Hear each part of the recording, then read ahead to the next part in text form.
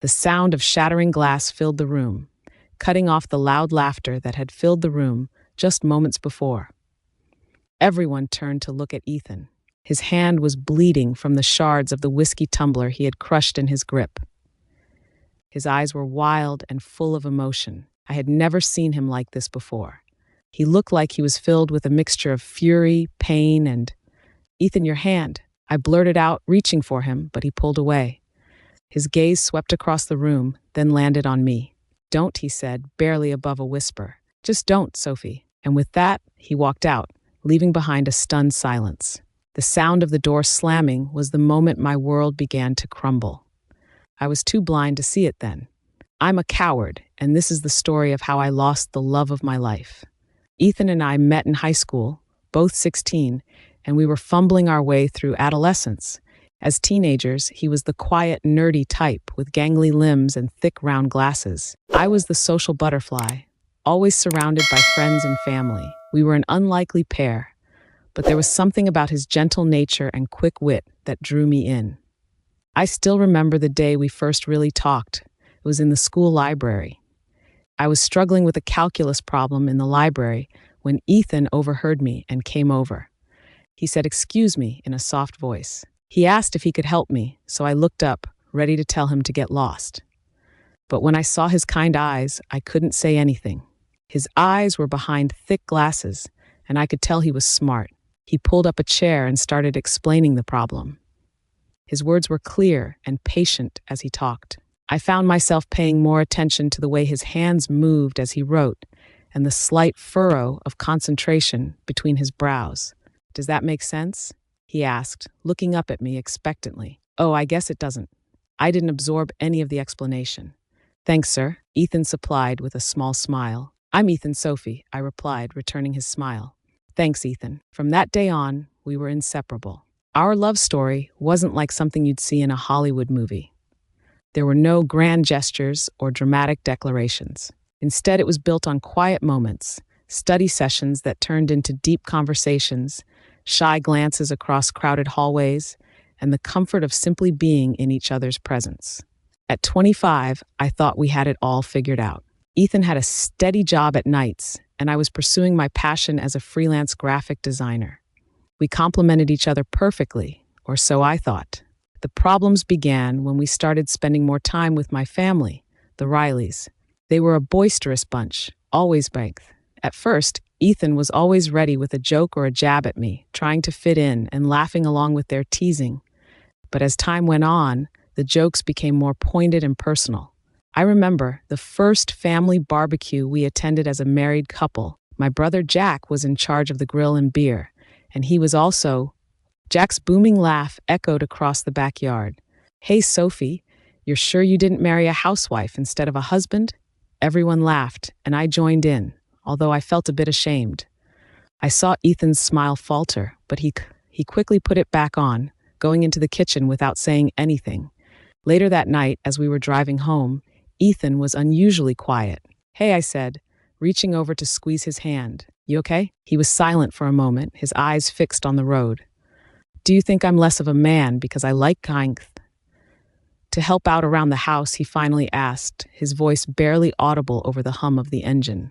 I felt a twinge of guilt, remembering Jack's comment. "Of course not," I said quickly. "You know how my family is. They just like to tease." Ethan nodded, but I could see the tension in his jaw. I should have reassured him, but I let the moment pass. I turned up the radio to fill the uncomfortable silence. As the months went by, the jokes only got worse. My family seemed to take Ethan's quiet nature as an invitation to push harder and see how far they could go before he snapped. There was the time at a time.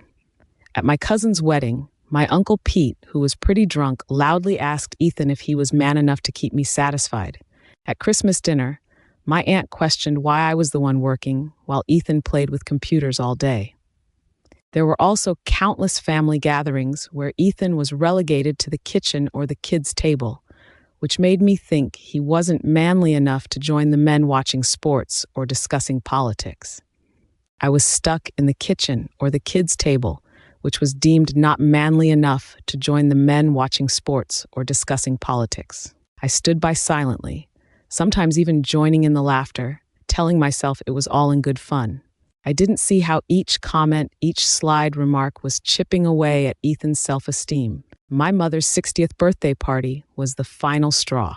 The house was full of relatives and friends, and the kitchen was filled with the smell of food and the sound of laughter.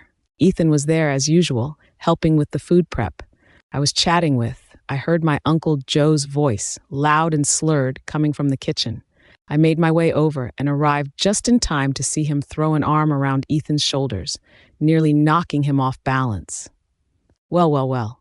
Joe rolled his breath, reeking of cheap beer. If it ain't our little Ethan, he said. T-boy does soapy. Is it just in the bedroom, or is it the only place she takes charge? The kitchen erupted in laughter. I saw Ethan's face fall, his cheeks burning red with embarrassment. Our eyes met, and I saw a plea in his gaze, a desperate hope that I would step in and say something, anything, to defend him. But I didn't. I just stood there. I had a strange smile on my face as Ethan gently got himself away from Uncle Joe's grip and left the kitchen. I found him later sitting alone on the back porch, looking out into the darkness. I sat down next to him, and the silence stretched between us like a chasm. I'm sorry about Joe, I finally said. You know how it is. Ethan didn't look at me. He said, it's not just Joe. It's all of them. He said it was me. I felt defensive. I didn't do anything. He turned to me. His eyes were shining with tears. He said, exactly, Sophie. What did you do? I said, nothing. He said, you never do anything. You just stand there and laugh along with them. Oh, they're just joking around, I protested weakly. That's how my family shows affection. Ethan's voice cracked. Is that what he calls it? Because from where I'm standing, it feels a lot like bullying. I didn't know what to say. Part of me knew he was right, but admitting that would mean facing some uncomfortable truths about myself and my family. So instead I left you. You're being too sensitive, I said immediately, regretting the words as soon as he left my mouth. Ethan stood up abruptly. Right, he said, his voice cold. I'm too sensitive. I'm not man enough. I'm not good enough. I've heard it all before, Sophie. I just never thought I'd hear it from you. You know, he walked back into the house, leaving me alone with my guilt and the growing realization that I was slowly but surely pushing away the one person who truly loved me for who I was. The weeks that followed were tense. Ethan withdrew, spending more time at work and less time at home when he was around. He was quiet and distant. I told myself it was just a phase that he'd come around eventually. I didn't want to face the truth that I was losing him. One slight comment and dismissive laugh at a time. It all came to a head at my cousin Amy's baby shower. Ethan had reluctantly agreed to come, knowing how much a twine to see. It was meant to be an uneventful afternoon until my brother Jack decided to crack another joke. Hey, Ethan. He called out loud enough for everyone to hear, you're taking notes, right? I bet you'll be the one needing all this baby info, seeing as you're basically the woman in your relationship. The room erupted in laughter, and I, to my eternal shame, giggled along. It was at that moment that Ethan snapped. He stood up slowly, his face a mask of anger, and the storm in his eyes. The room fell silent as he looked around. His gaze lingered on each person before finally setting on me. He said, his voice quiet but firm, undone. You're the butt of your own jokes. I'm done being disrespected in my own home by my own wife. I'm done pretending that this is okay. He turned to me, and I felt my heart drop into my stomach. Sophie, I love you. I've loved you since we were kids, but I can't do this anymore. I won't be your family's punching bag. I won't be with someone who thinks it's okay. Let them treat me this way. With that, he walked out, leaving behind a stunned silence on the wreckage of our marriage. The days that followed were a blur of confusion and pain. I tried calling Ethan, but his number was disconnected. I went to his workplace, only to be told he had taken an indefinite leave. He just up and left like he'd vanished into thin air. He took the life we'd built together with him. I didn't get any answers until a week later, and they came from the most unexpected source, our neighbor, Olivia. I was sitting on our front porch, staring blankly at the street, when Olivia approached. She's always been friendly, but there was a worried look in her eyes now that made my stomach churn so much. She said, we need to talk. I nodded, gesturing for her to sit. She sat on the edge of the step, her body tense. Ethan's been staying with us, she said without any introduction. The words hit me like a physical blow. What? Why didn't you tell me? Olivia's eyes hardened because he asked us not to. He needed space, Sophie. Space from you, from your family, from the constant belting and disrespect. But they were just jokes. I stammered the words, sounding hollow even to my own ears. Were they? Is this enough for you or your family? I felt sick. Had I really been so blind? I didn't know. Did you not tell me? Olivia agreed. Maybe you did, and you just didn't want to see it. Either way, the damage is done. Can I talk to him? I asked, hating how small my voice sounded. Olivia shook her head. He doesn't want to see you right now. Sophie, he needs time to heal to figure out who he is without the constant criticism and judgment. But I love him. I protested weakly to you, Olivia. Her voice was sharp, because love isn't just about grand gestures or saying the words. It's about respect and standing up for your partner, even when it's difficult. From what I saw, you failed at that spectacularly. Her words were like daggers, each one finding its mark with painful accuracy. I wanted to argue or defend myself, but I knew she was right. I have failed Ethan in the worst possible way. As Olivia stood to leave, she paused, her expression softening slightly. I think it's worth mentioning that Ethan still loves you, but sometimes love isn't enough. He deserves better. Sophie, you need to let him go. The weeks that followed were the darkest of my life. I threw myself into work, taking on any project I could find. I was desperate for a distraction from the gaping hole in my life. But in the quiet moments, when the apartment felt too big and too empty, the weight of my mistakes threatened to crush me and my family. They seemed pretty confused about what was going on. They were trying to be supportive, but it felt a bit forced. It was during one of these moments, listening to my brother Jack teasing Ethan about leaving, that I finally lost it. I said, "Shut up. You have no idea what you've done. What I've done. Ethan was the best. I've lost the love of my life because I was too cowardly to stand up to you and tell you how hurtful and wrong your jokes were. Well, I'm done, and I'm done laughing along and pretending it's okay. It's not okay." I walked out, leaving behind a stunned silence. It was too little too late. It was a long time coming, but I finally took the first step to WS. It might have been redemption, or at least a chance to become the person I should have been all along. A few months passed, and I started seeing a therapist. I slowly unraveled the toxic patterns and beliefs that had led me to this point. I set boundaries with my family and distanced myself from those who refused to acknowledge their part in what had happened. Then, on a rainy Tuesday afternoon, I ran into Ethan at the grocery store. He looked strength. We were both feeling good and healthier somehow. The tension that had been there for so long seemed to have melted away for a moment. We just stared at each other, the boss of the store fading away. "Hi," I finally managed to say, barely above a whisper. "Hi," he replied, a small sound of a smile playing at the corners of his mouth. We ended up at a nearby coffee shop, and the awkwardness slowly gave way to a cautious openness as we talked. I apologized, pouring out months of regret and self-pang. Ethan listened, his expression unreadable. "I'm glad you're doing better, Sophie," he said when I finished. "Really, I am," I replied, "but it doesn't change anything." I finished for him, and he nodded, his eyes sad but resolute. "I've moved on," I said. "I'm seeing someone." The revelation shouldn't have surprised me, he said, but it still felt like a punch to the gut. "I managed," I replied. "That's that, and it's great. Ethan, I'm really happy for you." The strange thing was that, even though I was still hurting and regretting what had happened, I knew in my heart that I'd done the right thing. Ethan deserves to be happy and to have someone who will stand by him and love him for who he is, flaws and all.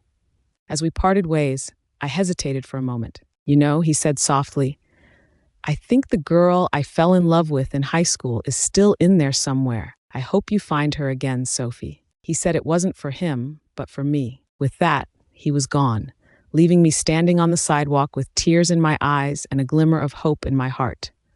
The road ahead isn't easy. There are days when regret threatens to overwhelm me when I look at old photos and wonder about the life we could have had.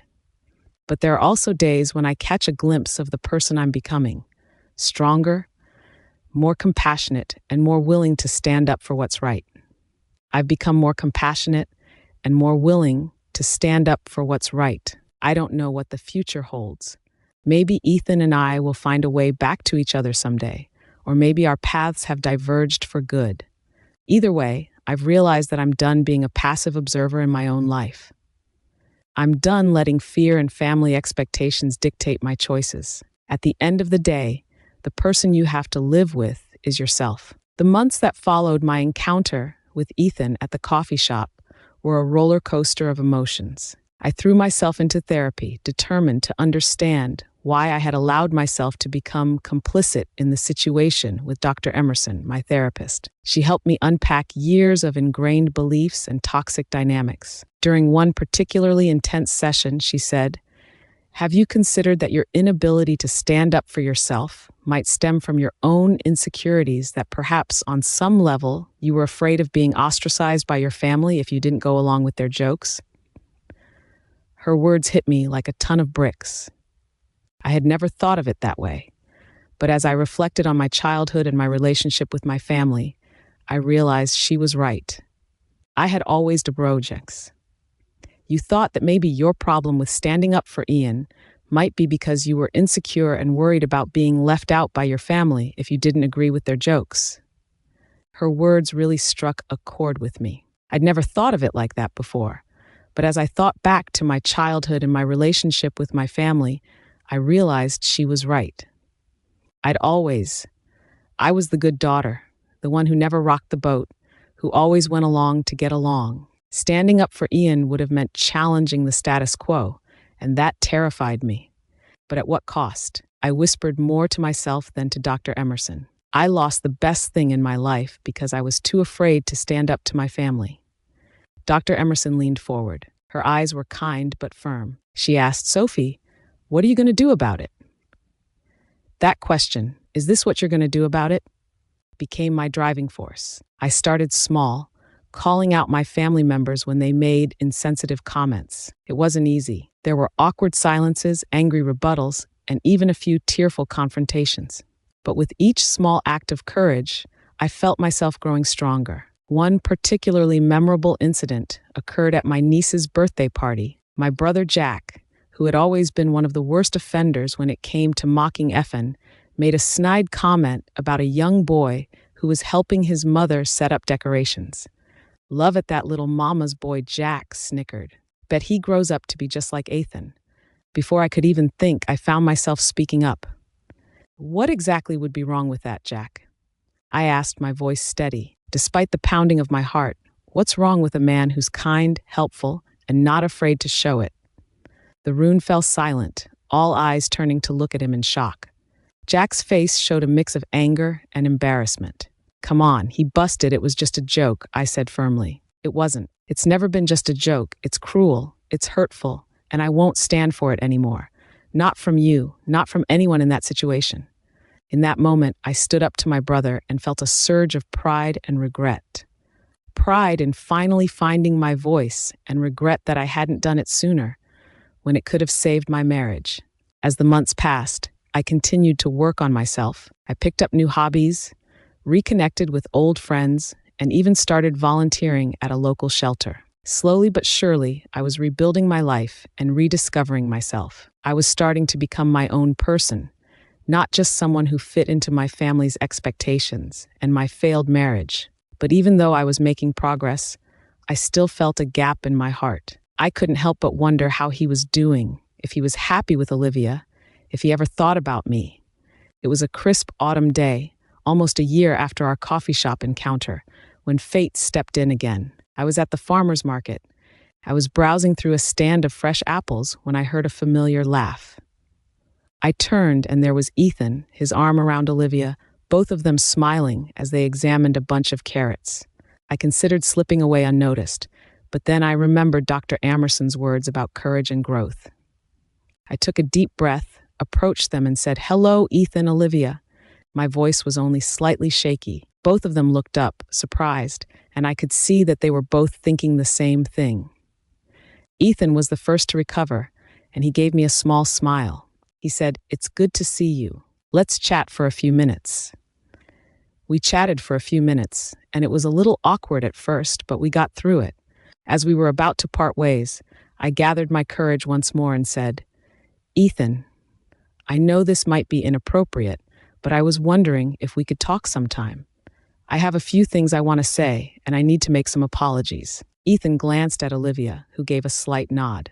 "How about next weekend? We could meet at the park," he said. I agreed. I was excited at the prospect of finally being able to say all the things I should have said long ago. The week leading up to our meeting was a blur of anxiety and anticipation. I spent hours with Dr. Emerson preparing what I wanted to say, working through my lingering guilt and regret. When the day finally arrived, I found Ethan already waiting on a bench by the duck pond. He looked good, relaxed, and happy in a way I hadn't seen him in years. It was a bittersweet realization. "Hi," I said, sitting down beside him. "Thanks for meeting me," Ethan replied, nodding. "I know I messed up. I let my family treat you badly, and I didn't stick up for you. I was a coward, and I hurt the person I loved most in the world because of it." Ethan was silent for a long moment, looking at the pond. He finally asked, "Why didn't you ever stand up for me?" It was a question I'd been asking myself for months in therapy. I was afraid. I was afraid of rocking the boat and challenging my family's expectations. I'd spent my whole life being, I was the good daughter, and I was scared of going against that. But that's no excuse. I should have been brave enough to stand up for what was right and stand up for you. I paused, wiping away a tear that had escaped. I've been working on myself, doing therapy, and setting boundaries with my family. I've learned to stand up for what I believe in. I know it's too late for us, but I wanted you to know that I understand now. I see how much I was running. I'm truly deeply sorry for all the pain I caused you." Ethan was quiet for a long time, processing. At last, he turned to me. His eyes were soft but resolute. "Thank you, Sophie. I appreciate your apology, and I'm glad you're working on yourself. You're right that it's too late for us. I'm unhappy with Olivia, and I've moved on. But I'm glad to know that some good has come out of all this." We talked for a while longer, clearing the air and finding the kind of closure I hadn't realized I needed. As we stood to leave, he paused for a moment. He knew he said softly, "Sophie, I see now you're a strong, self-sufficient person." He said he was aware and willing to admit her mistakes and grow from them. "That's the Sophie I've always known you could be." His words were so unexpected and so kind that they brought fresh tears to my eyes. "Thank you," I whispered. "That means more than you know." As I watched Ethan walk away, I felt a weight lift from my shoulders. The regret and guilt I had been carrying for so long began to dissipate. They were replaced by a sense of hope for the future. While my story with Ethan had ended, my own story was far from over. I had lost the love of my life, but in doing so, I had found myself. Perhaps that was the most important love story of all. The journey ahead wouldn't be easy. There would still be days of doubt, moments of regret, and times when the what-ifs would threaten to overwhelm me. But I was stronger now and more resilient. I had learned the hard way the importance of. I felt a sense of peace as I walked home that day. I'd stood up for what's right and been true to myself, even in the face of family pressure. The future was uncertain, but I was excited to see what it might hold. I'd realized that the most important relationship in my life wasn't with Ethan or my family. It was with myself. I was finally ready to make that relationship work. As I walked home, I felt a sense of peace I hadn't experienced in years. The sun was setting as I reached my apartment, casting long shadows across the street. I paused for a moment, watching as the sky turned a brilliant orange. It felt symbolic somehow, marking the end of one chapter, but promising a new dawn just around the corner. I smiled to myself as I unlocked my door. My story wasn't over. In many ways, it was just beginning. This time, I was determined to write it on my own terms.